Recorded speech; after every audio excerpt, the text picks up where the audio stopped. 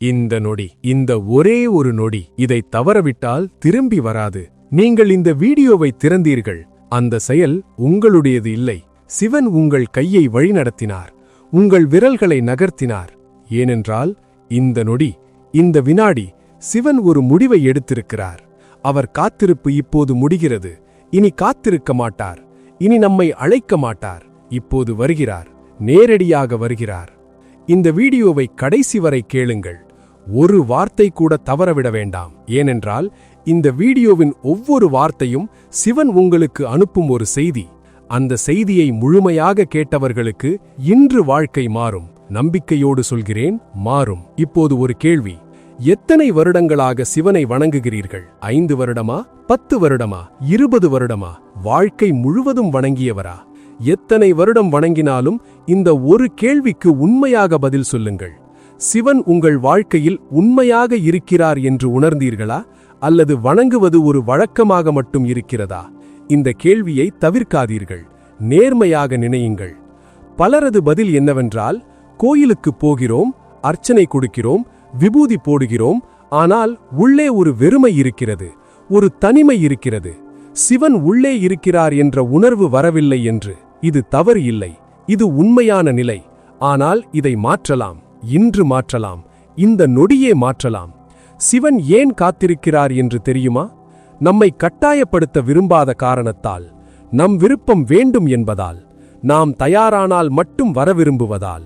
ஒரு குரு ஒரு மாணவனை கட்டாயப்படுத்துவதில்லை. மாணவன் தயாரானால் குரு வருகிறார். மாணவன் திறந்தால் குரு பேசுகிறார். சிவன் குரு, நாம் மாணவர்கள். நாம் தயாரானோமா? இந்த வீடியோவை திறந்தீர்கள். அது தயார் நிலையின் அறிகுறி. சிவன் வருகிறார். இப்போது வருகிறார். ஒரு கதை சொல்கிறேன். நாகர்கோவிலில் ஒரு முதியவர் இருந்தார். பெயர் மணிகண்டன். வயது 71. வாழ்க்கையில் நிறைய கோயிலுக்கு போனார். நிறைய அர்ச்சனை கொடுத்தார். நிறைய நேர்த்திக் கடன் செய்தார். ஆனால் ஒரு நாள் ஒரு ஆன்மீக ஆசிரியர் அவரிடம் ஒரு கேள்வி கேட்டார். நீங்கள் இத்தனை வருடமாக சிவனை வணங்குகிறீர்கள், ஆனால் ஒரு முறையாவது சிவன் உங்களோடு பேசியிருக்கிறாரா? மணிகண்டன் ஒரு நிமிடம் சும்மா இருந்தார். பிறகு சொன்னார், இல்லை. ஆசிரியர் கேட்டார், ஏன் இல்லை என்று நினைக்கிறீர்கள்? மணிகண்டன் சொன்னார், சிவன் பேசவில்லை. ஆசிரியர் புன்னகைத்தார். சொன்னார், சிவன் எப்போதும் பேசுகிறார், ஆனால் நீங்கள் கேட்கவில்லை. நீங்கள் பேசுவதில் மட்டும் நேரம் கழிக்கிறீர்கள். சிவன் பேசும்போது கேட்க நேரமில்லை. மணிகண்டன் அந்த வார்த்தை உள்ளே இறங்கியது என்று சொன்னார். அன்று இரவு வீட்டில் அமர்ந்தார். சிவன் படத்தை பார்த்தார். வழக்கமான பூஜை செய்யவில்லை. வழக்கமான மந்திரம் சொல்லவில்லை. வெறுமனை அமர்ந்தார். கேட்டார். ஒரு நீண்ட மௌனம்.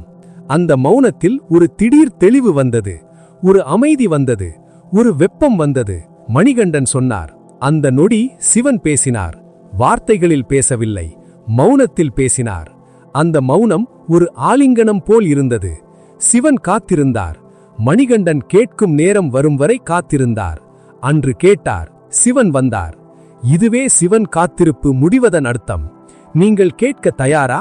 கேட்க தயாரானால் சிவன் வருவார். காத்திருப்பு முடியும். இப்போது இந்த வீடியோவில் நாம் என்னென்ன பேசப் போகிறோம் என்று சொல்கிறேன். சிவன் ஏன் காத்திருக்கிறார் என்று, அந்த காத்திருப்பு இப்போது ஏன் முடிகிறது என்று, நாம் என்ன செய்ய வேண்டும் என்று, இந்த நொடியே முடிவெடுத்தால் என்ன நடக்கும் என்று. இவற்றை ஆழமாக, அழகான கதைகளோடு, உண்மையான அனுபவங்களோடு பேசுவோம். மேலும் ஒரு மகா ரகசியம் இருக்கிறது. இந்த வீடியோவின் கடைசி பகுதியில் அந்த ரகசியம் வெளிப்படும். அதை கேட்காமல் போகாதீர்கள். ஆரம்பிக்கலாம். சிவன் ஏன் காத்திருக்கிறார்? இந்த கேள்வியை நேரடியாக சமாளிக்காமல் தவிர்க்கிறோம். கோயிலுக்கு போகிறோம், வணங்குகிறோம், ஆனால் ஏன் காத்திருக்கிறார் என்ற கேள்வி கேட்பதில்லை. சிவன் காத்திருக்கிறார் ஏனென்றால் அவர் நம்மை நேசிக்கிறார். இது கேட்க எளிதாக இருக்கிறது, ஆனால் இதன் ஆழம் புரிந்து கொள்ள வேண்டும். ஒரு அம்மா தன் குழந்தைக்காக காத்திருக்கிறார். குழந்தை கோபமாக போனது. வேறு ஊரில் இருக்கிறது. வருடங்கள் கடந்தன. ஆனால் அம்மா காத்திருக்கிறார். வாசலை திறந்து வைத்திருக்கிறார். ஒவ்வொரு நாளும் சோறு சமைக்கிறார். ஏன்? ஏனென்றால் ஒரு நாள் குழந்தை வரும் என்ற நம்பிக்கை. சிவன் அந்த அம்மா, நாம் அந்த குழந்தை.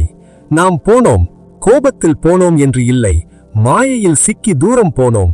வெளி உலகத்தில் மூழ்கி போனோம். சிவனை மறந்தோம். ஆனால் சிவன் மறக்கவில்லை. காத்திருக்கிறார். வாசலை திறந்து வைத்திருக்கிறார். இன்று திரும்பி வரலாம். திரும்பி வந்தால் காத்திருப்பு முடியும். இப்போது ஒரு ஆழமான விஷயம். சிவன் ஏன் நேரடியாக வந்து நம்மை அழைக்கவில்லை என்று கேட்கலாம். ஏன் ஓடி வந்து இதோ நான் இருக்கிறேன் என்று காட்டிக்கொள்ளவில்லை என்று ஒரு உதாரணம் சொல்கிறேன். ஒரு குரு ஒரு வகுப்பில் பாடம் சொல்கிறார். ஒரு மாணவன் வெளியே பார்க்கிறான். கவனமில்லை. குரு அவனை கட்டாயப்படுத்துகிறாரா? கைப்பிடித்து திருப்புகிறாரா? இல்லை. குரு பொறுமையாக பாடம் சொல்கிறார். மாணவன் திரும்பும் போது அந்த பாடம் இருக்கும். நம் சுதந்திரம் சிவனுக்கு முக்கியம். நாம் விரும்பி திரும்ப வேண்டும். கட்டாயத்தால் இல்லை, அன்பால் திரும்ப வேண்டும். அந்த திரும்புதல் நடக்கும் வரை சிவன் காத்திருக்கிறார். இப்போது திரும்புவீர்களா? திரும்பினால் காத்திருப்பு முடியும். இப்போது ஒரு கதை. கோவை மாவட்டத்தில் ஒரு பெண்மணி இருந்தார். பெயர் தங்கமணி. வயது 69. வாழ்க்கையில் நிறைய கஷ்டம். கணவர் சீக்கிரம் போனார். பிள்ளைகளை வளர்த்தார். கஷ்டப்பட்டார். ஒரு நாள் கோயிலில் சிவன் முன்னால் நின்றார். கோபமாக சொன்னார், சிவனே, நான் இத்தனை வருடம் உன்னை வணங்கினேன். ஆனால் என் வாழ்க்கை ஏன் இப்படி இருக்கிறது? அர்ச்சகர் பக்கத்தில் நின்று கொண்டு இதை கேட்டார். அவர் மௌனமாக இருந்தார். தங்கமணி தொடர்ந்தார், சிவனே, நீ உண்மையிலேயே இருக்கிறாயா? என்னை கவனிக்கிறாயா? திடீரென்று கோயிலில் ஒரு அமைதி வந்தது. அந்த அமைதியில் தங்கமணிக்கு ஒரு புரிதல் வந்தது. என் வாழ்க்கையில் கஷ்டம் வந்தது உண்மை. ஆனால் ஒவ்வொரு கஷ்டத்திலும் ஒரு கதவு திறந்தது. ஒவ்வொரு தோல்வியிலும் ஒரு புதிய வழி வந்தது. ஒவ்வொரு வலியிலும் ஒரு வலிமை வந்தது. இவை எல்லாம் சிவன். தங்கமணி அழுதார். அந்த அழுகை வலியின் அழுகை இல்லை, புரிதலின் அழுகை. சிவன் கவனிக்கவில்லை என்று நினைத்தேன். ஆனால் எல்லா நேரமும் கவனித்தார். ஒவ்வொரு கஷ்டத்திலும் இருந்தார். நான் மட்டும் காணவில்லை. இதுவே சிவன் காத்திருப்பின் உண்மை. சிவன் காத்திருக்கவில்லை. சிவன் எப்போதும் இருந்தார். நாம் மட்டும் பார்க்கவில்லை. இப்போது பார்க்கிறீர்களா? பார்த்தால் காத்திருப்பு முடிந்தது. இப்போது மிகவும் ஆழமான ஒரு தத்துவம். சைவ சித்தாந்தம் சொல்கிறது, சிவன் எப்போதும் நம்மோடு இருக்கிறார் என்று. பதி, பசு, பாசம். பதி என்பது சிவன், பசு என்பது நாம், பாசம் என்பது மாயை. சிவன் நம்மோடு இருக்கிறார். ஆனால் மாயை என்ற திரை மறைக்கிறது. அந்த திரை விலகும் போது சிவன் தெரிகிறார். காத்திருப்பு முடியும் என்று சொல்கிறோம். அதன் பொருள் மாயை திரை விலகும் நொடி என்று. அந்த நொடி இந்த நொடியாகலாம். முடிவெடுங்கள். திரையை விலக்கலாம் என்று முடிவெடுங்கள். சிவன் தெரிவார். ஒரு நிமிடம் கண்களை மூடுங்கள். ஓம் நமச்சிவாய என்று மனசில் சொல்லுங்கள். ஒரு முறை மட்டும். அந்த ஒரு முறை போதும் திரை விலக ஆரம்பிக்கும். சொன்னீர்களா? அந்த நொடி சிவன் வந்தார். காத்திருப்பு முடிந்தது. இது மிகவும் எளிது என்று தோன்றலாம். ஆனால் எளிமையிலேயே ஆழம் இருக்கிறது. ஒரு குழந்தை அம்மாவை அழைக்கிறது. ஒரு வார்த்தை மட்டும், அம்மா என்று. அம்மா ஓடி வருகிறார். ஒரு வார்த்தை போதும். அன்பு இருந்தால் ஒரு வார்த்தை போதும். சிவா என்று ஒரு வார்த்தை சொல்லுங்கள். சிவன் வருகிறார். காத்திருப்பு முடிகிறது. இப்போது மிகவும் முக்கியமான ஒரு விஷயம். சிவன் வர 5 தடைகள் இருக்கின்றன. இவை நம்மை சிவனிடமிருந்து விலக்கி வைக்கின்றன. இவற்றை தெரிந்து கொண்டால் உடைக்கலாம். முதல் தடை, அவசரம். நாம் எல்லாவற்றையும் உடனே வேண்டுகிறோம். சிவனையும் உடனே வேண்டுகிறோம். ஒருமுறை வேண்டிக் கொண்டோம், பலன் வரவில்லை. சிவன் இல்லை என்று நினைக்கிறோம். ஆனால் ஒரு விதை நிலத்தில் விழுகிறது. ஒரு நாளில் மரமாகாது, ஒரு வாரத்தில் ஆகாது, ஆண்டுகளாகும். ஆனால் நாள் கடந்தால் மரமாகும். ஆன்மீகமும் அப்படித்தான். பொறுமை வேண்டும். பொறுமை இல்லாமல் சிவன் தெரிய மாட்டார். இரண்டாவது தடை, சந்தேகம். சிவன் இருக்கிறாரா என்ற சந்தேகம். என்னை கவனிக்கிறாரா என்ற சந்தேகம். என் பிரார்த்தனை கேட்கிறாரா என்ற சந்தேகம். இந்த சந்தேகங்கள் ஒரு கண்ணாடியில் புகை போல. கண்ணாடியில் புகை இருந்தால் தெளிவாக தெரியாது. சந்தேகம் இருந்தால் சிவன் தெளிவாக தெரிய மாட்டார். சந்தேகத்தை ஒரு நொடி விடுவிடுங்கள். நம்பிக்கையோடு ஒரு நொடி இருங்கள். அந்த நொடியில் சிவன் தெரிவார். மூன்றாவது தடை, தகுதியின்மை உணர்வு. நான் பாவி, நான் தகுதியற்றவன், சிவன் என்னை ஏற்றுக்கொள்ள மாட்டார் என்ற உணர்வு. இந்த உணர்வே மிகப்பெரிய தடை. திருவாசகத்தில் மாணிக்கவாசகர் என்ன சொன்னார்? நான் நாயினும் கடையேன், ஆனால் சிவன் என்னை ஏற்றுக்கொண்டார் என்று. மிகவும் தகுதியற்றவன் என்று சொன்னவரையே சிவன் ஏற்றுக்கொண்டார் என்றால் நம்மை ஏற்றுக்கொள்ள மாட்டாரா? கண்டிப்பாக ஏற்றுக்கொள்வார். தகுதி சிவனுக்கு விஷயமில்லை, அன்பு மட்டுமே வேண்டும். நான்காவது தடை, வெளி உலக சத்தம். தொலைக்காட்சி, சமூக ஊடகம், செய்தி, வேலை, கவலை இவையெல்லாம் சத்தங்கள். இந்த சத்தங்களில் சிவனின் மெல்லிய குரல் கேட்காது. ஒரு நொடி அமைதியாக இருங்கள். சத்தங்களை நிறுத்துங்கள். அந்த மௌனத்தில் சிவன் பேசுகிறார். 5வது தடை, பழைய வலி. கடந்த காலத்தில் நடந்த வலி, அவமானம், தோல்வி, இழப்பு, இவை எல்லாம் ஒரு சுமை. இந்த சுமையோடு ஓடும் மனம் சிவனை காண முடியாது. சுமை இறக்கி வைத்தால் மனம் இலகுவாகும். இலகுவான மனத்தில் சிவன் தெரிவார். இந்த 5 தடைகளையும் ஒவ்வொன்றாக உடைக்கலாம். பொறுமை வையுங்கள், சந்தேகத்தை விடுங்கள், தகுதியின்மை உணர்வை விடுங்கள், சத்தங்களை நிறுத்துங்கள், பழைய வலியை கொடுத்து விடுங்கள். இந்த 5ம் நடந்தால் சிவன் தெரிவார், காத்திருப்பு முடியும். இப்போது ஒரு கதை. திருவாரூரில் ஒரு இளைஞன் இருந்தான். பெயர் பாலகிருஷ்ணன். வயது 32. வாழ்க்கையில் நிறைய தோல்விகள். வேலை கிடைக்கவில்லை, திருமணமாகவில்லை, வீட்டில் அழுத்தம். மனம் மிகவும் கஷ்டப்பட்டது. ஒரு நாள் இரவு படுக்கையில் படுத்தான். மனசு ஓடியது. கஷ்டங்கள் வந்தன. கண்கள் மூடவில்லை. திடீரென்று ஒரு முடிவெடுத்தான். இப்போது இந்த நொடி எல்லாவற்றையும் சிவனிடம் கொடுக்கிறேன். வேலை கஷ்டம், திருமண கஷ்டம், வீட்டு அழுத்தம், எல்லாவற்றையும் சிவா உன்னிடம் கொடுக்கிறேன் என்று மனசில் சொன்னான். சொன்னவுடன் ஒரு இலகுவான உணர்வு வந்தது. ஒரு அமைதி வந்தது. அந்த அமைதியில் தூக்கம் வந்தது. காலையில் எழுந்தான், முகம் கழுவினான், கண்ணாடியில் தன் முகத்தை பார்த்தான். ஒரு விஷயம் தெரிந்தது. நேற்று இரவு என்னில் ஏதோ மாறியது என்று. அடுத்த 3 மாதத்தில் வேலை கிடைத்தது. 6 மாதத்தில் திருமணம் நடந்தது. ஆனால் இவற்றை விட முக்கியமானது அவன் உள்ளில் வந்த அமைதி. அந்த அமைதி எல்லாவற்றையும் சரி செய்தது. எல்லாவற்றையும் சிவனிடம் கொடுத்தான். சிவன் ஏற்றுக்கொண்டார். காத்திருப்பு முடிந்தது. இந்த நொடி நீங்களும் செய்யலாம். உங்கள் மனசில் இருக்கும் கஷ்டங்களை, வலிகளை, கேள்விகளை சிவனிடம் கொடுங்கள். சொல்லுங்கள், சிவா, இவை எல்லாம் உனக்கே. நான் வைக்கிறேன், நீ வை. சொன்னீர்களா? அந்த நொடி காத்திருப்பு முடிந்தது. இப்போது ஒரு மிகவும் முக்கியமான விஷயம் சொல்கிறேன். முடிவு என்பது ஒரு ஒற்றை நொடி. அந்த நொடியில் எடுத்த முடிவு எல்லாவற்றையும் மாற்றும். இந்த வீடியோவின் தலைப்பு இந்த நொடியே முடிவு செய்யுங்கள் என்று. அந்த முடிவு என்ன? சிவன் என் வாழ்க்கையில் இருக்கிறார் என்று நம்புகிறேன். அவர் வழிகாட்டுகிறார் என்று நம்புகிறேன். அவர் காட்டும் வழியில் நடக்கிறேன் என்று. இந்த முடிவு ஒரு நொடி மட்டும். எடுப்பீர்களா? நிறுத்துங்கள். ஒரு நொடி நிறுத்துங்கள். இதுவரை நாம் பேசியதை மனசில் ஓடவிடுங்கள். சிவன் காத்திருக்கிறார். நாம் திரும்ப வேண்டும். 5 தடைகளை உடைக்க வேண்டும். முடிவெடுக்க வேண்டும். இவை கேட்கும்போது உள்ளே ஒரு உணர்வு வருகிறதா? ஆமாம், நான் திரும்ப வேண்டும். ஆமாம், நான் முடிவெடுக்க வேண்டும் என்று. அந்த ஆமாம் என்ற உணர்வே சிவன். அவர் உங்கள் உள்ளே பேசுகிறார். அந்த குரலை கேளுங்கள். இந்த வீடியோவை இங்கே நிறுத்தி ஒருமுறை லைக் செய்யுங்கள். சேனலை சப்ஸ்கிரைப் செய்யுங்கள். அந்த ஒரு செயல், ஒரு சின்ன முடிவு. சிவன் போதனைகளை தொடர்ந்து கேட்கிறேன் என்ற முடிவு. அந்த முடிவோடு தொடர்வோம்.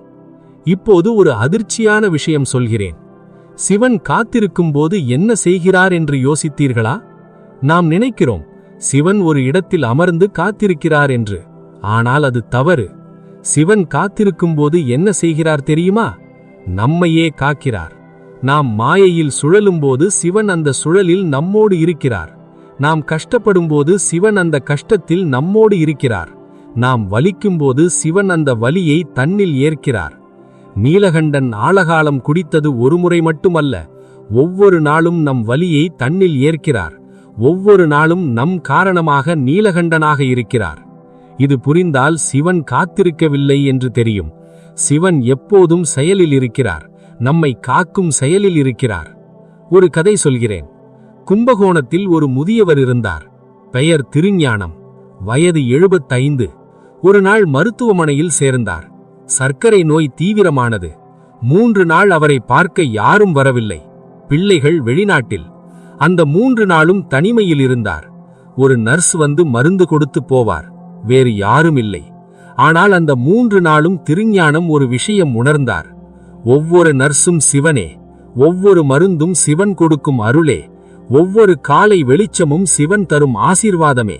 தனிமையில் இருக்கவில்லை, சிவன் இருந்தார். 3வது நாள் மகன் வந்தான். அப்பா நலமாக இருக்கிறீர்களா என்று கவலையோடு கேட்டான். திருஞானம் சொன்னார், மகனே, நான் மட்டுமில்லை, சிவனும் இருந்தார். 3 நாளும் அவரே இருந்தார். அந்த வார்த்தை கேட்டவுடன் கண்கள் நிரம்பின. சிவன் காத்திருக்கவில்லை, சிவன் இருந்தார், எப்போதும் இருந்தார். இது புரிந்தால் காத்திருப்பு என்பது நம் பக்கத்திலிருந்து முடியும். நாம் கவனிக்க ஆரம்பித்தவுடன் காத்திருப்பு முடிகிறது. இப்போது கவனிக்கிறீர்களா? சிவன் இருக்கிறார், இந்த நொடியில் இருக்கிறார், உங்களோடு இருக்கிறார். கவனித்தால் காத்திருப்பு முடிந்தது. இப்போது ஒரு மிகவும் ஆழமான விஷயம் பேசுவோம். சிவன் காத்திருப்பு முடிக்க 3 படிகள் இருக்கின்றன. முதல் படி அங்கீகாரம். சிவன் இருக்கிறார் என்று அங்கீகரிப்பது, அவர் என்னோடு இருக்கிறார் என்று ஒப்புக்கொள்வது. இது ஒரு நம்பிக்கையின் படி.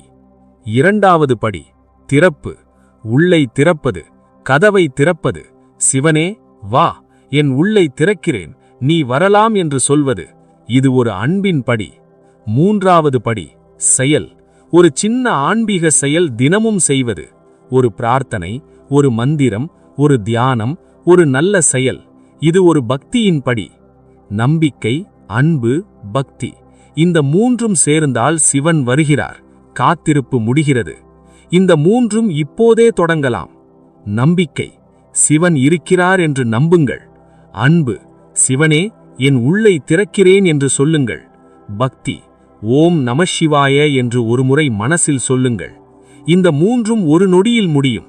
ஒரு நொடி போதும். இப்போது முடிவு பற்றி பேசுவோம். ஒரு முடிவு எப்படி வாழ்க்கையை மாற்றுகிறது என்று பேசுவோம். ஒரு முடிவு என்பது என்ன? முடிவு என்பது ஒரு திருப்பம், ஒரு கட் ஆஃப். அந்த நொடிக்கு முன்பு ஒரு வாழ்க்கை, அந்த நொடிக்கு பிறகு வேறு வாழ்க்கை. ஒரு கதை. ஒரு ஆற்றில் ஒரு கல் இருக்கிறது. நீர் அந்த கல்லை சுற்றி ஓடுகிறது. வருடங்கள் கடந்தன. ஒரு நாள் யாரோ அந்த கல்லை அகற்றுகிறார்கள். நீர் நேராக ஓடுகிறது. அந்த ஒரு மாற்றம் ஆற்றின் ஓட்டத்தை மாற்றியது. முடிவு அந்த கல்லை அகற்றுவது, வாழ்க்கையை நேராக ஓட விடுவது.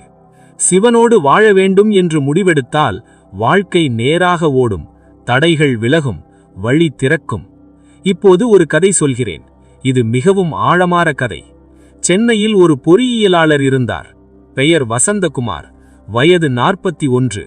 நல்ல வேலை, நல்ல சம்பளம். ஆனால் உள்ளே ஒரு குழப்பம். வாழ்க்கையில் அர்த்தம் தெரியவில்லை. ஒவ்வொரு நாளும் வேலை, சாப்பிடல், தூக்கம், அவ்வளவுதான். ஒரு நாள் அவரது நெருங்கிய நண்பன் திடீரென்று இறந்தான். வயது 40 மட்டுமே. வசந்தகுமாருக்கு ஒரு அதிர்ச்சி. நண்பன் திரும்பி வராத இடம் சென்றான். நாம் என்ன செய்து கொண்டிருக்கிறோம் என்ற கேள்வி வந்தது. அந்த இரவு படுக்கையில் படுத்துக்கொண்டு ஒரு முடிவெடுத்தார். இனி வாழ்க்கையை அர்த்தமுள்ளதாக வாழ்வேன். சிவனை வாழ்க்கையின் நடுவில் வைப்பேன். ஒவ்வொரு நாளும் 1 நிமிடம் தியானிப்பேன். ஒவ்வொரு நாளும் ஒரு நல்ல செயல் செய்வேன். அந்த ஒரு இரவு முடிவு அவரின் வாழ்க்கையை முழுவதுமாக மாற்றியது. இப்போது வசந்தகுமார் ஒரு ஆன்மீக மையத்தில் சேவை செய்கிறார். அதே வேலையில் இருக்கிறார். ஆனால் வாழ்க்கை வேறு மாதிரி தெரிகிறது. ஒரு முடிவு, ஒரு இரவு, வாழ்க்கை மாறியது. நீங்கள் இந்த நொடியே முடிவெடுக்கலாம். முடிவெடுத்தால் என்ன நடக்கும்? உடனே பெரிய மாற்றம் வராது. ஆனால் உள்ளே ஒரு மாற்றம் வரும். ஒரு திசை கிட்டும், ஒரு தெளிவு வரும். அந்த தெளிவிலிருந்து வாழ்க்கை மெதுவாக மாறும். ஒரு விதை நிலத்தில் விழுகிறது. முதல் நாள் மேலே எதுவும் தெரியாது. ஆனால் மண்ணுக்கு அடியில் ஏதோ நடக்கிறது. வேர் உருவாகிறது, உயிர் விழிக்கிறது. ஒரு நாள் மேலே வருகிறது. உங்கள் முடிவு அந்த விதை. உள்ளே வேர் உருவாகிறது. ஒரு நாள் வெளியே வரும். அந்த நாள் வரும் வரை விட்டுவிடாதீர்கள். இப்போது ஒரு நடைமுறை விஷயம். முடிவெடுத்த பிறகு என்ன செய்வது? 1. காலையில் எழுந்தவுடன் ஒரு நொடி சிவனை நினையுங்கள். கண்களை மூடி சிவா என்று ஒருமுறை சொல்லுங்கள். அவ்வளவுதான். 2. ஒவ்வொரு நாளும் ஒரு நல்ல செயல் செய்யுங்கள். சின்ன செயல் போதும். ஒரு புன்னகை, ஒரு நல்ல வார்த்தை, ஒரு உதவி, ஒரு மன்னிப்பு. 3. இரவு தூங்குவதற்கு முன் ஒரு நன்றி சொல்லுங்கள். இன்றைய நாளுக்கு நன்றி, சிவா என்று ஒருமுறை சொல்லுங்கள். இந்த 3ம் ஒரு நாளில் 10 நிமிடம் கூட ஆகாது. ஆனால் இந்த 10 நிமிடம் வாழ்க்கையை மாற்றும். ஒரு மாதம் செய்யுங்கள். என்ன மாற்றம் வருகிறது என்று பாருங்கள். இப்போது ஒரு அழகான விஷயம் சொல்கிறேன். முடிவெடுத்த நொடியில் சிவன் என்ன செய்கிறார் தெரியுமா? திருவாசகத்தில் மாணிக்கவாசகர் சொல்கிறார், சிவன் விரைந்து வருகிறார் என்று. நாம் 1 அடி வைத்தால் சிவன் 1000 அடி வருகிறார் என்று. இது கவிதை மட்டுமில்லை, இது அனுபவம். நாம் 1 நொடி திரும்பி பார்த்தால் சிவன் 1000 நொடி ஓடி வருகிறார். இந்த நொடி திரும்பி பாருங்கள், சிவன் வருகிறார், காத்திருப்பு முடிகிறது. ஒரு குழந்தை தொலைந்துவிட்டது. நிறைய நேரம் தொலைந்திருந்தது. அம்மா தேடியபடியே இருந்தார். சோர்வடையவில்லை, விட்டுவிடவில்லை. இறுதியில் குழந்தை ஒரு குரல் கொடுத்தது.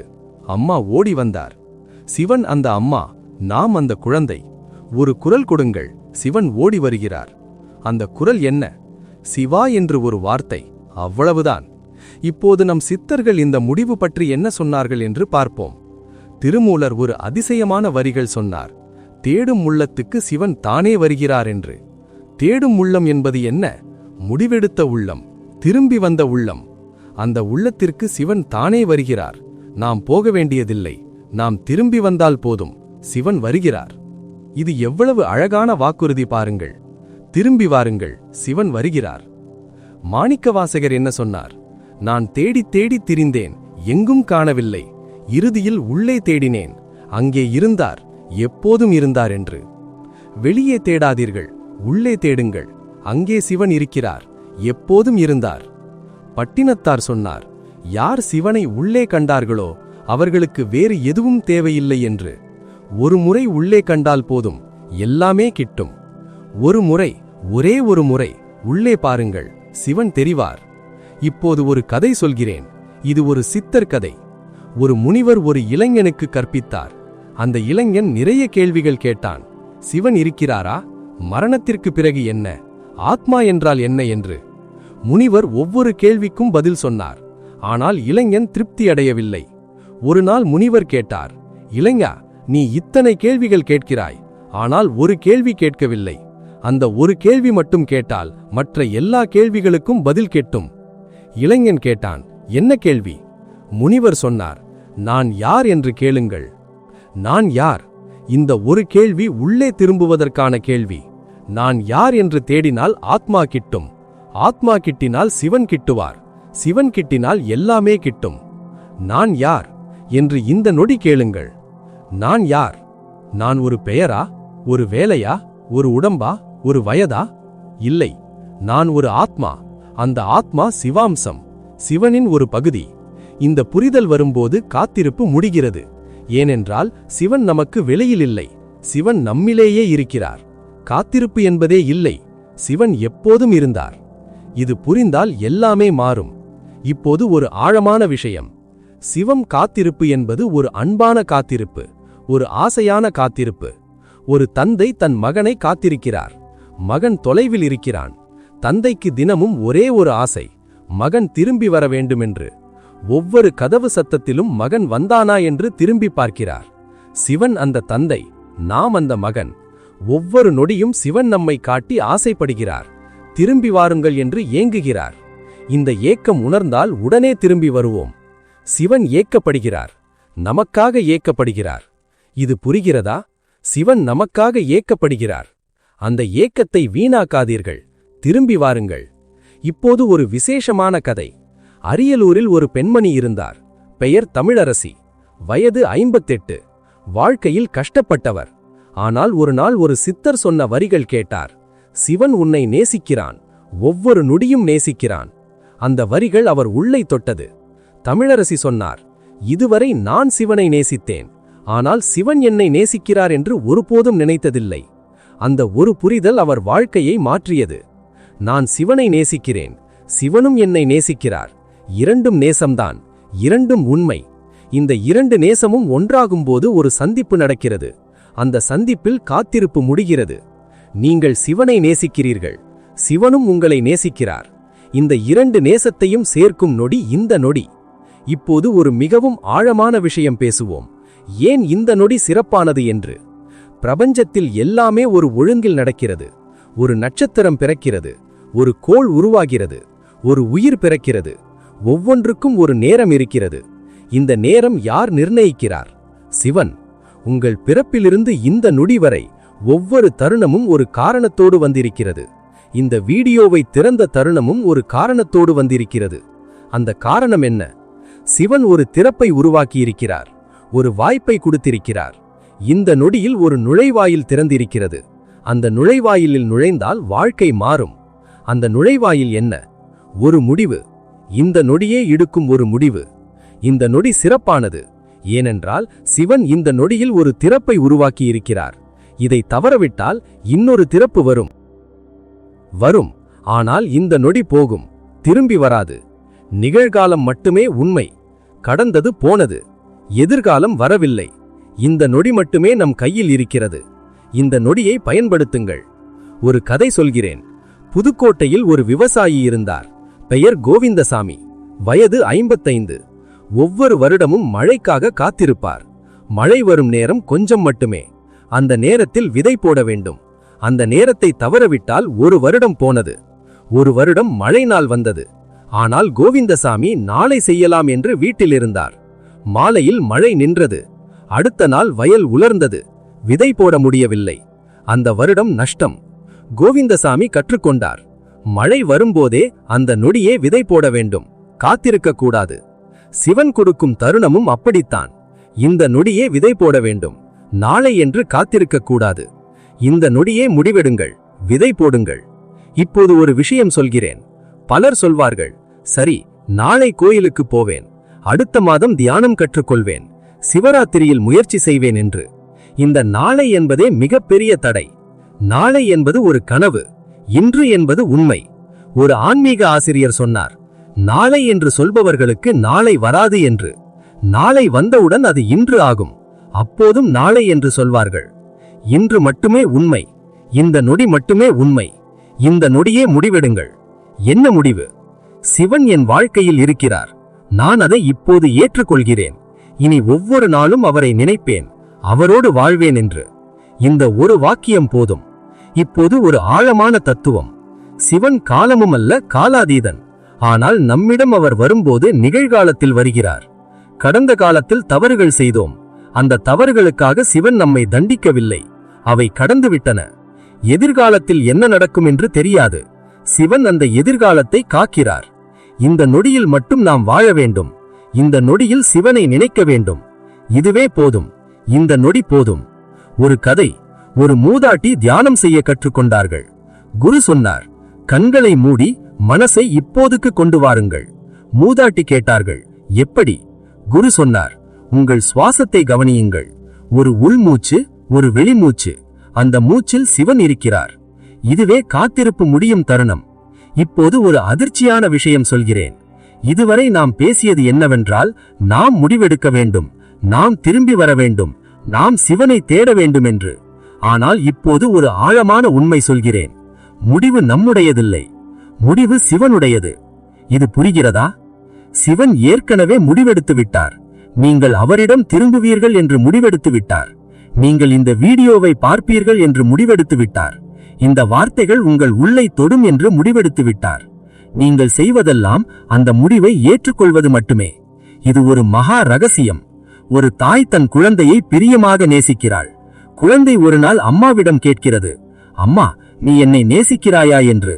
தாய் சிரிக்கிறாள், மகனே, நான் உன்னை நேசிக்கிறேன் என்று முடிவெடுக்கவில்லை. அந்த நேசம் இயல்பாகவே இருக்கிறது, நீ பிறந்த நொடியிலிருந்து. சிவனும் அப்படித்தான். நம்மை நேசிப்பது அவரின் இயல்பு. அது ஒரு முடிவில்லை, அவர் தன்மை. அந்த தன்மையை நாம் ஏற்றுக்கொள்கிறோம்.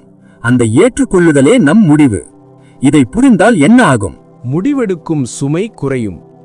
நான் முடிவெடுக்க வேண்டும் என்ற கஷ்டம் போகும். சிவன் ஏற்கனவே முடிவெடுத்திருக்கிறார். நான் ஏற்றுக்கொள்கிறேன் என்று சொன்னால் போதும். ஒரு கதை சொல்கிறேன். மதுரையில் ஒரு ஆசிரியர் இருந்தார். பெயர் ஆனந்தராஜ். வயது 55.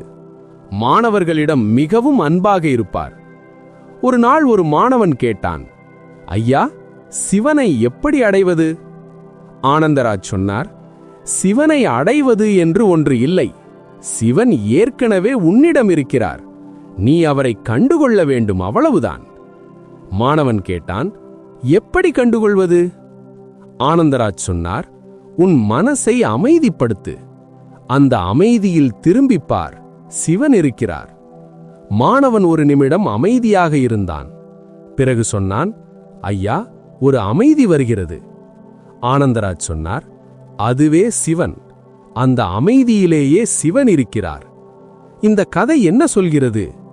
சிவன் தொலைவில் இல்லை, அமைதியில் இருக்கிறார். அமைதியில் தேடுங்கள், கண்டுகொள்வீர்கள். இப்போது ஒரு சுவாச பயிற்சி சொல்கிறேன். 3 ஆழமான மூச்சுகள். உள்ளே 4 எண்ணுங்கள், வெளியே 8 எண்ணுங்கள். உள்ளே 1 2 3 4. நிறுத்துங்கள். வெளியே 1 2 3 4 5 6 7 8. 3 முறை. இந்த 3 மூச்சில் மனம் அமைதியாகும். அந்த அமைதியில் சிவன் இருக்கிறார். காட்டிருப்பு முடிகிறது. இந்த பயிற்சியை தினமும் காலையில் செய்யுங்கள். 1 நிமிடம் மட்டும். 1 மாதம் செய்யுங்கள். வாழ்க்கை மாறும். இப்போது ஒரு ஆழமான கேள்வி. சிவன் ஏன் இந்த நொடி வருகிறார் என்று நினைக்கிறீர்கள்? ஏனென்றால் நீங்கள் தயாரானீர்கள். ஏனென்றால் நீங்கள் கேட்க தயாரானீர்கள். ஏனென்றால் இந்த வீடியோவை திறந்தீர்கள். அந்த ஒரு செயல் தயார் நிலையின் அறிகுறி. சிவன் தயாரான உள்ளத்திற்கு வருகிறார். நீங்கள் தயாராக இருக்கிறீர்கள். சிவன் வருகிறார். ஏற்றுக்கொள்ளுங்கள். சிவா, நீ வருகிறாய் என்று தெரிகிறது. வா என்று சொல்லுங்கள். அந்த ஒரு வார்த்தை, வா என்று, போதும். முடிவெடுத்த பிறகு என்ன மாறும் என்று சொல்கிறேன். முதலில் எல்லாமே ஒரே மாதிரி தெரியும். வீடு அதுவே, வேலை அதுவே, உறவுகள் அதுவே. ஆனால் உள்ளில் ஒரு மாற்றம் வரும். ஒரு அமைதி, ஒரு தெளிவு, ஒரு திசை. அந்த உள் மாற்றம் கொஞ்சம் கொஞ்சமாக வெளி வாழ்க்கையை மாற்றும். ஒரு உதாரணம். ஒரு ஆற்றின் நீர் மிகவும் கலங்காக இருக்கிறது. யாரோ ஒருவர் மேலே சென்று நீரின் மூலத்தை சுத்தப்படுத்தினால் கீழே வரும் நீர் தெளிவாகும். மூலம் சுத்தமானால் நீர் தெளிவாகும். நம் மூலம் சிவன். மூலத்திலிருந்து இணைப்பு ஏற்பட்டால் வாழ்க்கை தெளிவாகும். முடிவு என்பது அந்த மூல இணைப்பு. ஒரு தொடுதல். அந்த தொடுதலிலிருந்து எல்லாமே மாறும். இப்போது ஒரு கதை. திருப்பதி மலை அடிவாரத்தில் ஒரு சின்ன கிராமம். அங்கே ஒரு கொல்லன் இருந்தான். பெயர் ஈஸ்வரன். வயது 42. ஒவ்வொரு நாடும் கொல்லன் வேலை செய்தான். இரும்பை சூட்டில் வைத்தான், அடித்தான், வடிவமைத்தான். ஒரு நாள் ஒரு பக்தர் வந்தார். ஈஸ்வரன் வேலை செய்வதை பார்த்தார். கேட்டார், ஐயா, இந்த வேலையில் மகிழ்ச்சி இருக்கிறதா? ஈஸ்வரன் சொன்னான், முன்பு வெறும் வேலையாக இருந்தது, ஆனால் இப்போது வேறு மாதிரி. பக்தர் கேட்டார், என்ன மாறியது? ஈஸ்வரன் சொன்னான், ஒரு நாள் ஒரு முடிவெடுத்தேன். ஒவ்வொரு அடியும் சிவன் நாமத்தோடு அடிப்பேன் என்று. ஒவ்வொரு இரும்பு வேலையும் சிவனுக்கு என்று நினைத்தேன். அன்று முதல் வேலை வேறு மாதிரி தெரிகிறது. பக்தர் சொன்னார், நீ ஒரு மகாபக்தன். ஈஸ்வரன் சிரித்தான். சொன்னான், நான் வெறும் கொல்லன், ஆனால் சிவன் என்னோடு வேலை செய்கிறான் என்று நினைக்கிறேன். அந்த நினைவிலேயே ஒரு சந்தோஷம். இது மிகவும் அழகான கதை. சிவனோடு வேலை செய்தால் ஒவ்வொரு வேலையும் அர்த்தமுள்ளதாகும். ஒவ்வொரு நொடியும் ஒரு பூஜையாகும். இந்த நினைவோடு வாழுங்கள். வாழ்க்கை மாறும். இப்போது ஒரு தத்துவம். சிவன் தரிசனம் என்றால் என்ன? நாம் நினைக்கிறோம், தரிசனம் என்பது கோயிலில் சிவலிங்கத்தை பார்ப்பது என்று. அது ஒரு தரிசனம்தான். ஆனால் மிகப்பெரிய தரிசனம் வேறு. ஒரு மனிதரிடம் கருணை வரும்போது அதுவும் ஒரு தரிசனம். ஒரு மரம் காற்றில் அசையும் போது அழகு தெரியும் போது அதுவும் ஒரு தரிசனம். ஒரு குழந்தை சிரிக்கும் போது அந்த சிரிப்பில் ஒரு தெய்வீகம் தெரியும் போது அதுவும் ஒரு தரிசனம். ஒவ்வொரு அழகான தருணமும் ஒரு தரிசனம். ஒவ்வொரு நல்ல உணர்வும் ஒரு தரிசனம். ஒவ்வொரு அன்பான நொடியும் ஒரு தரிசனம். இந்த தரிசனங்களை கவனிக்க ஆரம்பியுங்கள். வாழ்க்கை ஒரு தொடர் தரிசனமாகும். சிவன் காத்திருப்பு முடிகிறது என்பது இதுவே. எங்கும் சிவனை காண ஆரம்பிக்கும் நொடி காத்திருப்பு முடிகிறது. இப்போது ஒரு கதை சொல்கிறேன். இது மிகவும் நெஞ்சை தொடும் கதை. ஒரு முதியவர் இருந்தார். வயது 80. அவரின் மனைவி போய் 20 வருடம். பிள்ளைகள் வெளியூரில். ஒரு சின்ன வீட்டில் தனியாக இருந்தார். ஒவ்வொரு காலையும் எழுந்து ஒரு விஷயம் செய்தார். வீட்டின் சுவரில் ஒரு சின்ன படம் இருந்தது. அன்னையின் படம்.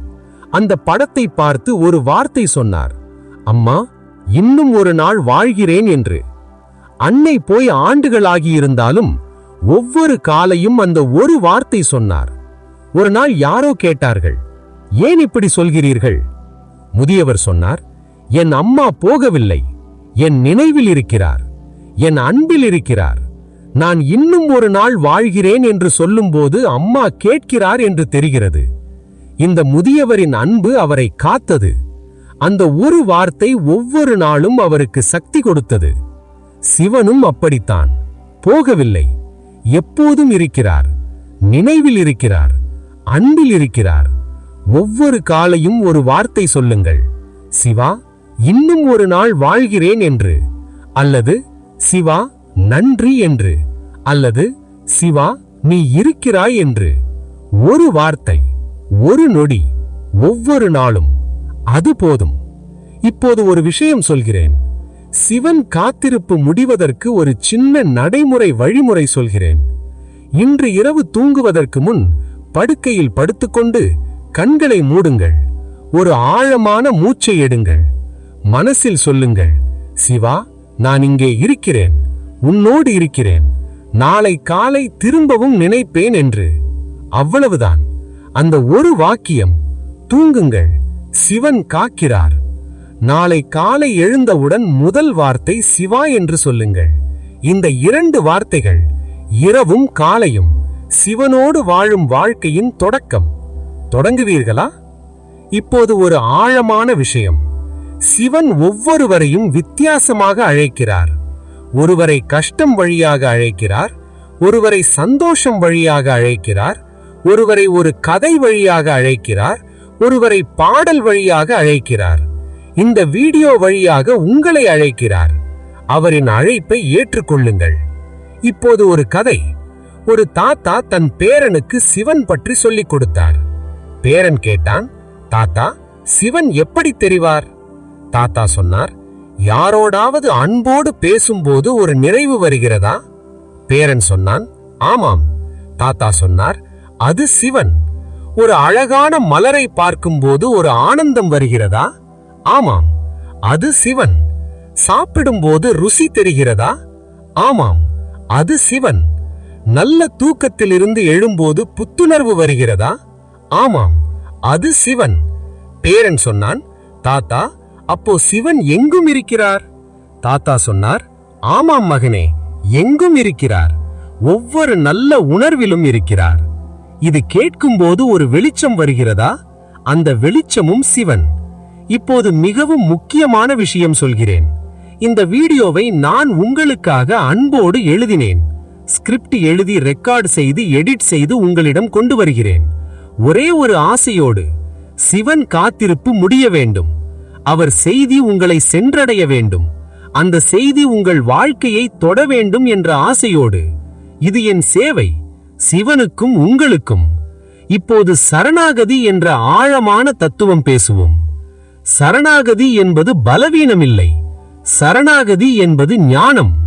ஒரு நதி கடலை சரணடைகிறது. நதிக்கு தனக்கு சொந்தமான ஒன்றுமில்லை என்று நதிக்கு தெரியும். கடலில் இருந்து வந்தது, கடலில் மீண்டும் சேரும். இந்த புரிதலோடு கடலில் கலக்கிறது. நாமும் அப்படித்தான். சிவனிலிருந்து வந்தோம், சிவனில் சேர்வோம். இந்த புரிதலோடு சிவனிடம் சரணடைவது ஞானம். சரணடைந்தவரை சிவன் என்ன செய்கிறார்? அவர் பொறுப்பேற்றுக் கொள்கிறார். அந்த ஆத்மாவின் பொறுப்பை எடுத்துக் கொள்கிறார். இது ஒரு நம்பிக்கை மட்டுமில்லை, இது பலரின் அனுபவம். ஒரு கதை. ஒரு முதியவர் ஒரு குரு சந்நிதியில் சரணடைந்தார். சொன்னார், குருவே, என் வாழ்க்கை உன்னிடம் கொடுக்கிறேன், நீ வழிகாட்டு என்று. குரு சொன்னார், சரண்யா, நீ என்னிடம் சரணடைந்தால் நான் பொறுப்பேற்கிறேன். ஆனால் ஒரு விஷயம் நீ செய்ய வேண்டும். என் வழியில் நட, வேறு வழியில் போகாதே. முதியவர் சொன்னார், சரி. குரு சொன்னார், அவ்வளவுதான். சரணடைவது இதுவே. நான் வழிகாட்டுகிறேன், நீ நட என்ற ஒப்பந்தம். சிவனிடம் சரணடைவது இதுவே. சிவனே. 4. ஒரு நல்ல செயல். யாரோடாவது அன்போடு பேசுவது, யாரையாவது புன்னகைத்து வரவேற்பது. 5. ஒரு நொடி நிருப்தம். நாளின் நடுவில் ஒரு நொடி மட்டும் கண்களை மூடி சிவா என்று சொல்லுங்கள். 6. மாலை ஒரு விளக்கை ஏற்றுங்கள். அது சிவனுக்கு என்று நினையுங்கள். 7. இரவு தூங்குவதற்கு முன் இன்றைய நாளுக்கு நன்றி, நாளை திரும்பவும் வாழ்வேன் என்ற நம்பிக்கை என்று சொல்லுங்கள். இந்த 7ம் ஒரு நாளில் வெறும் 5 நிமிடம் மட்டும். ஆனால் இந்த 5 நிமிடம் வாழ்க்கை முழுவதையும் மாற்றும். 1 மாதம் செய்யுங்கள், வித்தியாசம் நிச்சயம் தெரியும். இப்போது ஒரு கதை சொல்கிறேன். இந்த கதை மிகவும் அழகானது. திருவண்ணாமலையில் ஒரு பாட்டி இருந்தார்கள். வயது 85. கண் சரியாக தெரியாது, நடக்க கஷ்டம். ஆனால் ஒவ்வொரு நாளும் காலையில் ஒரு செயல் செய்தார்கள். வீட்டின் வாசலில் ஒரு கோலம் போட்டார்கள். ஒரு நாள் யாரோ கேட்டார்கள், பாட்டி, இந்த வயதில் கண் சரியில்லை, நடக்க கஷ்டம், ஆனால் ஏன் கோலம் போடுகிறீர்கள்? பாட்டி சொன்னார்கள், சிவன் இன்று வரலாம், வாசல் அழகாக இருக்க வேண்டும். கேட்டவர் சொன்னார்கள், சிவன் எப்போது வருவார் தெரியுமா? பாட்டி சொன்னார்கள், தெரியாது, ஆனால் தயாராக இருக்கிறேன். இந்த வாக்கியம் மிகவும் ஆழமானது. தயாராக இருக்கிறேன். தினமும் கோலம் போடுவது தயார் நிலை. தினமும் ஒரு நல்ல செயல் செய்வது தயார் நிலை. தினமும் ஒரு வார்த்தை சொல்வது தயார் நிலை. நாம் தயாராக இருந்தால் சிவன் வருகிறார், காத்திருப்பு முடிகிறது. இப்போது ஒரு மிகவும் ஆழமான விஷயம் பேசுவோம். சிவன் காத்திருப்பு என்பது ஒரு கவிதை. இந்த கவிதையை புரிந்து கொள்ள வேண்டும். ஒரு காதலன் காதலிக்காக காத்திருக்கிறான். அந்த காத்திருப்பில் வெறும் நேரம் கழிப்பது இல்லை. அந்த காத்திருப்பில் ஒரு ஆழமான நினைவு இருக்கிறது, ஒரு அன்பு இருக்கிறது, ஒரு ஏக்கம் இருக்கிறது. அந்த ஏக்கமே அந்த காதல். சிவன் காத்திருப்பும் அப்படித்தான். அந்த காத்திருப்பில் ஒரு ஆழமான அன்பு இருக்கிறது, ஒரு ஏக்கம் இருக்கிறது. அந்த ஏக்கமே சிவநேசம். நாம் திரும்பி வரும்போது அந்த ஏக்கம் முடிகிறது, நேசம் ஒன்றாகிறது. அந்த ஒன்றாதல்தான் முக்தி. அந்த ஒன்றாதல்தான் ஆன்மீகத்தின் இலக்கு. இந்த இலக்கை நோக்கி நடங்கள். சிவன் காத்திருக்கிறார். இப்போது ஒரு கதை. இது மிகவும் ஆழமான கதை. இந்த வீடியோவின் மையம். ஒரு ஆன்மீக ஆசிரியர் ஒரு கேள்வி கேட்டார். ஒரு 100 பேர் கூட்டத்தில் கேட்டார், சிவன் ஒவ்வொருவரையும் நேசிக்கிறார் என்று யாருக்கு தெரியும் என்று. அனைவரும் கை தூக்கினார்கள். ஆசிரியர் தொடர்ந்தார், சிவன் உங்களை இந்த நொடியில் நேசிக்கிறார் என்று யாருக்கு தெரியும்? சில கை குறைந்தன. ஆசிரியர் தொடர்ந்தார், சிவன் உங்களை நீங்கள் என்ன செய்தாலும் நேசிக்கிறார் என்று யாருக்கு தெரியும்? மேலும் சில கை குறைந்தன. ஆசிரியர் சொன்னார், இதுவே வித்தியாசம். தத்துவமாக நம்புவது எளிது, வாழ்க்கையில் உணர்வது கஷ்டம். ஆனால் உணர்ந்தவர்களுக்கு வாழ்க்கை மாறும். சிவன் உங்களை இந்த நொடியில் நீங்கள் என்ன செய்தாலும் நேசிக்கிறார். இதை உணருங்கள். இப்போது இந்த வீடியோவின் மகா ரகசியத்திற்கு வருகிறோம். இந்த வீடியோவின் தலைப்பு சிவன் காத்திருப்பு முடிகிறது என்று. ஆரம்பத்திலிருந்து காத்திருப்பு முடிக்க நாம் என்ன செய்ய வேண்டும் என்று பேசினோம். முடிவெடுக்க வேண்டும், சரணடைய வேண்டும், திரும்பி வர வேண்டும். ஆனால் இந்த மகா ரகசியம் என்னவென்றால், சிவன் காத்திருக்கவே இல்லை. காத்திருப்பு என்பது ஒரு நம்மை விலக்கி வைத்த பார்வை. நாம் விலகியிருக்கிறோம், சிவன் காத்திருக்கிறார் என்று நினைக்கிறோம். ஆனால் உண்மையில் சிவன் ஒரு நொடியும் நம்மை விட்டு பிரியவில்லை. ஒரு நொடியும் தூரத்தில் இல்லை. ஒரு நொடியும் காத்திருக்கவில்லை. சிவன் எப்போதும் இருந்தார், இப்போதும் இருக்கிறார். நாம் மட்டும் பார்க்கவில்லை, நாம் மட்டும் கவனிக்கவில்லை, நாம் மட்டும் விலகி இருந்தோம். காத்திருப்பு முடிவது என்பது நாம் திரும்பி பார்க்கும் நொடி. அந்த நொடியில் சிவன் இருந்தார் என்று தெரிகிறது. காத்திருக்கவில்லை, இருந்தார், எப்போதும் இருந்தார். இது புரிந்தால் வாழ்க்கை வேறு மாதிரி தெரியும். நான் தேடிக்கொண்டிருந்தேன், சிவன் எங்கே என்று. ஆனால் சிவன் என்னிலேயே இருந்தார். என் சுவாசத்தில், என் இதயத்தில், என் அன்பில், என் நொடியில். இதை உணர்ந்த நொடி காத்திருப்பு முடிந்தது. இந்த நொடி உணர்வீர்களா? கண்களை மூடுங்கள். ஒரு நொடி உங்கள் இதயத்திற்கு கவனத்தை கொண்டு செல்லுங்கள். அங்கே ஒரு துடிப்பு இருக்கிறது. அந்த துடிப்பு சிவன். தினமும் தினமும் துடிக்கிறார். ஒரு நொடி கூட நிறுத்தாமல் துடிக்கிறார்.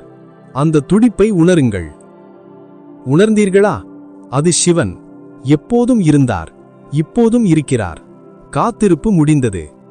இப்போது ஒரு இறுதிக் கதை. ஒரு அம்மா தன் மகளிடம் சொன்னார், சிவன் எங்கே இருக்கிறார் தெரியுமா? மகள் கேட்டாள், கோயிலிலா? அம்மா சொன்னார், அங்கேயும் இருக்கிறார், ஆனால் இன்னும் நெருக்கத்தில் இருக்கிறார். மகள் கேட்டாள், எங்கே? அம்மா சொன்னார், உன் சிரிப்பில் இருக்கிறார், உன் அழுகையில் இருக்கிறார், உன் அன்பில் இருக்கிறார், உன் மூச்சில் இருக்கிறார்.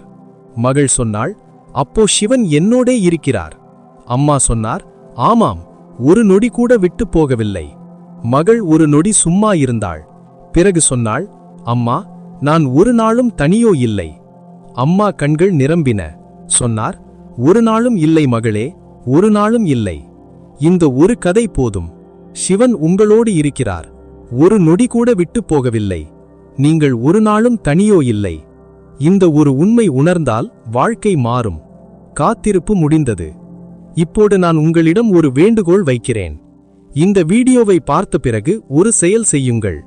யாரோடாவது ஒரு நல்ல வார்த்தை பேசுங்கள், ஒரு புன்னகை கொடுங்கள், ஒரு உதவி செய்யுங்கள், அல்லது வெறுமனே ஒரு நொடி கண்களை மூடி சிவா நன்றி என்று சொல்லுங்கள்.